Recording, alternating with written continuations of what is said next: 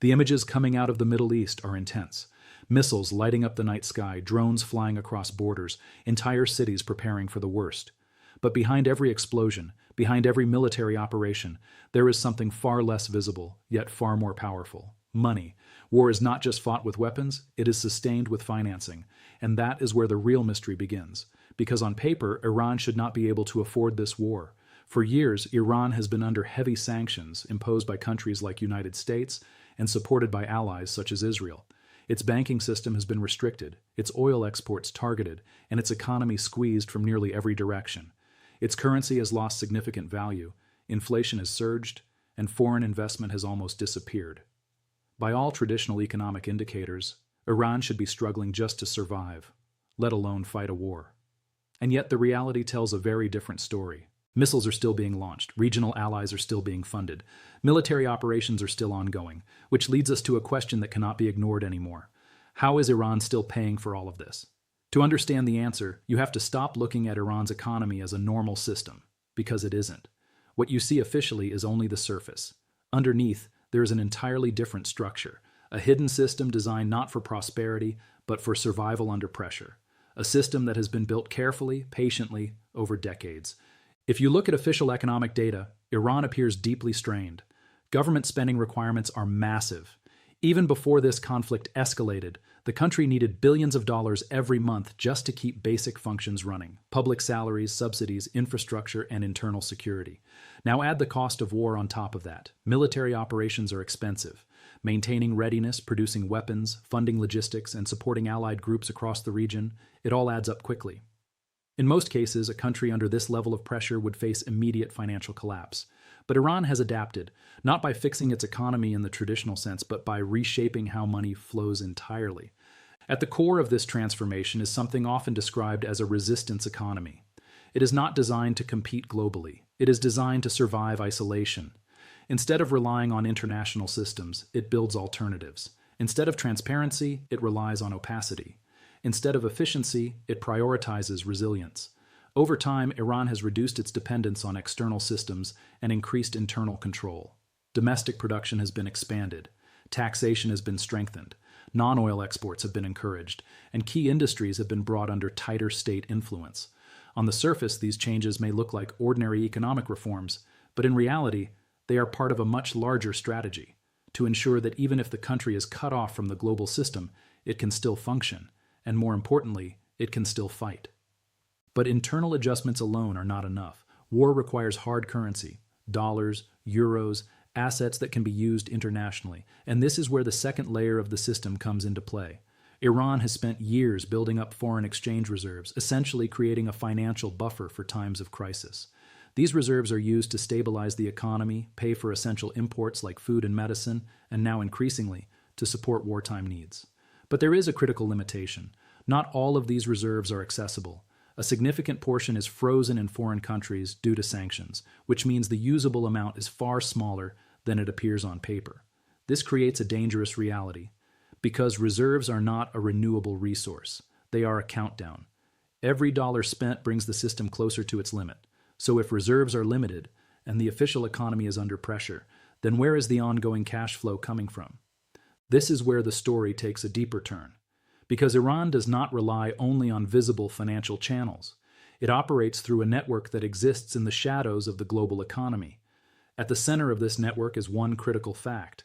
Iran never fully stopped selling oil. Despite years of sanctions and international monitoring, oil continues to move, just not in the way most people expect. Instead of transparent exports through official routes, Iran uses a system designed to avoid detection. Tankers change identities. Ships turn off their tracking systems.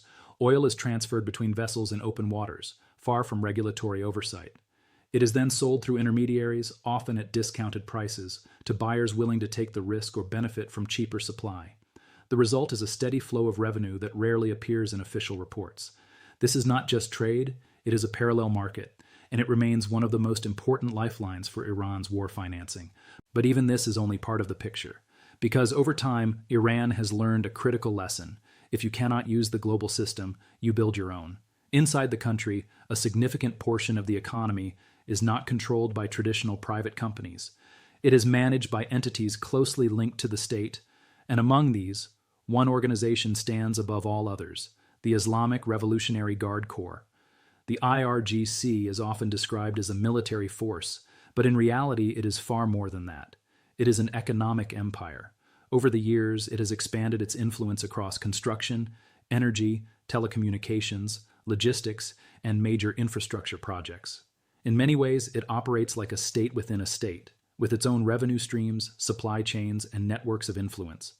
This creates something unique, a system where military and economic power are deeply interconnected, which means when the country moves toward conflict, the financial engine is already aligned with the military objective. This alignment allows resources to be redirected quickly. Projects can be paused, funds can be shifted, and supply chains can be repurposed without the delays that traditional systems usually face. In a sanctioned environment, this level of control becomes a strategic advantage. But there is another side to this system, one that is far more fragile.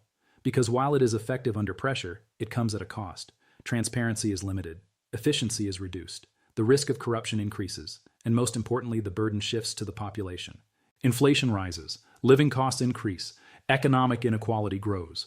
Ordinary citizens feel the pressure long before it becomes visible at the national level.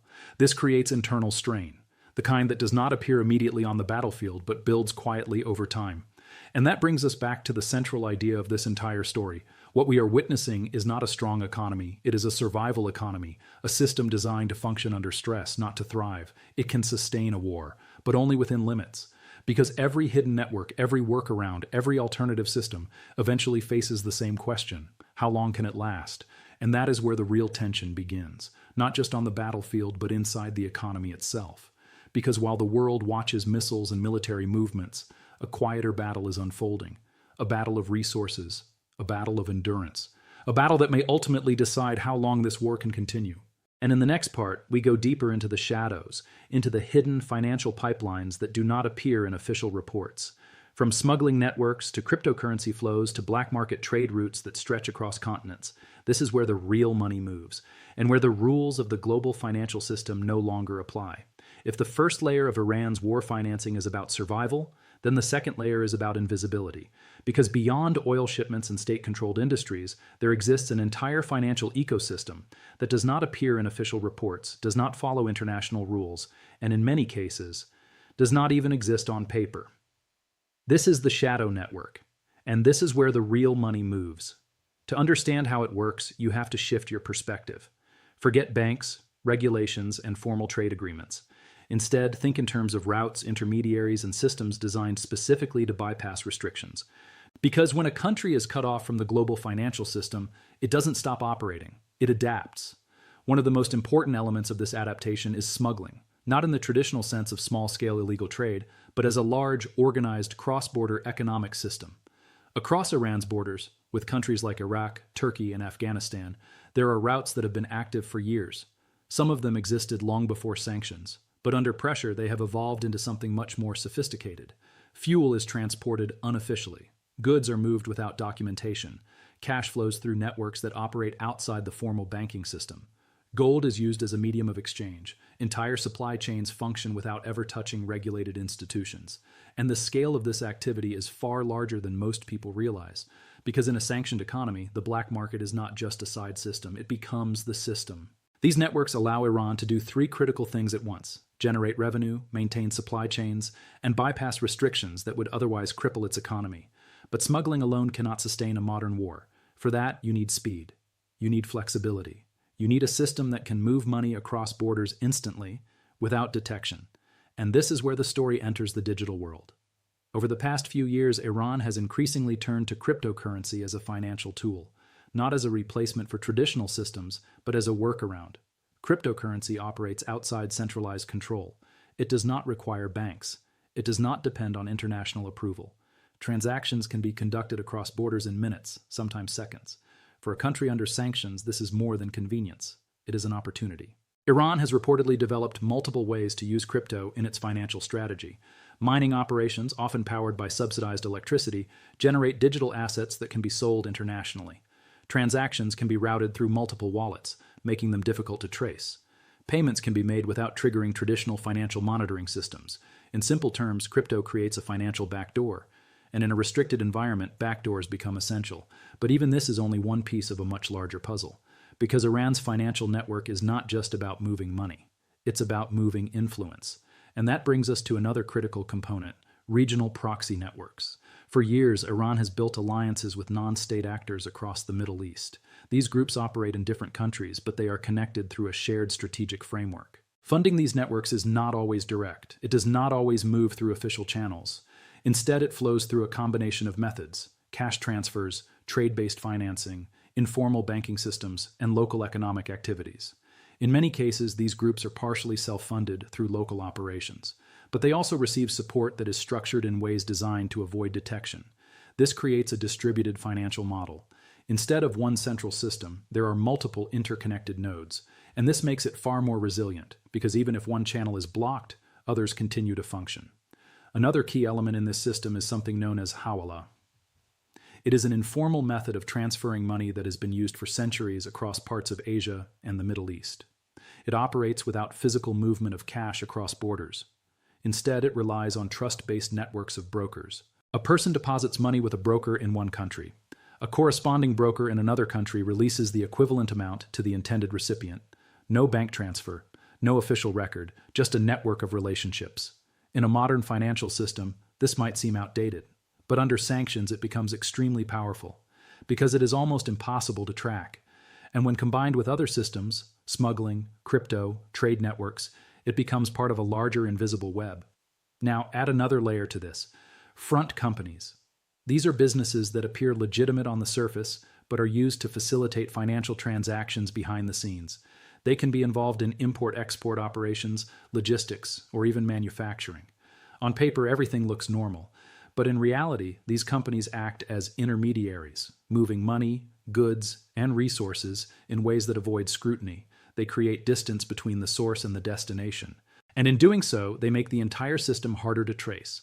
What you begin to see is not a single strategy, but a combination of many: smuggling routes, cryptocurrency channels, proxy networks, informal banking systems, front companies. Each one alone is not enough, but together they form a parallel financial universe, a system that exists alongside the official global economy, but operates by entirely different rules. And this system has one major advantage: it is designed for pressure.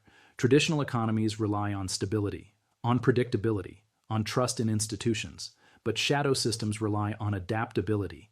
They can shift quickly, they can reroute flows, they can operate in uncertainty, which makes them surprisingly effective in times of conflict.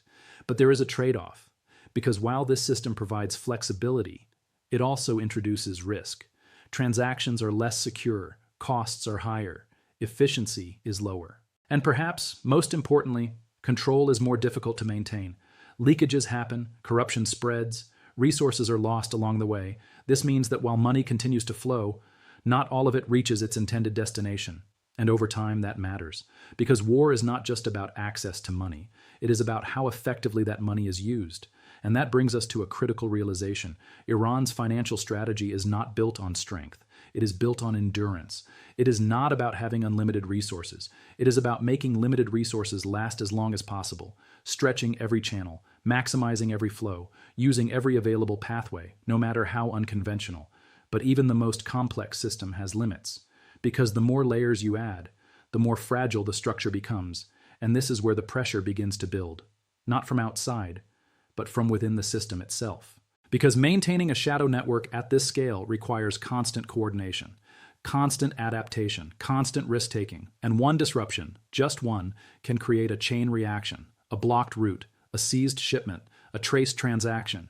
Any of these can weaken the system, and when multiple disruptions happen at once, the impact can be significant. So while the world sees a country continuing to finance war despite sanctions, what it does not see is the complexity holding it all together. A system that is constantly moving, constantly adjusting, constantly trying to stay one step ahead. And in the next part, we move to the final and most critical question of all: not how this system works, but how long it can survive. Because every war economy eventually faces a breaking point. And when that point comes, the consequences are never limited to one country. They spread across regions, across markets, across the global system itself. The question is no longer whether Iran can finance this war. The question is, what happens when the system that supports it begins to crack?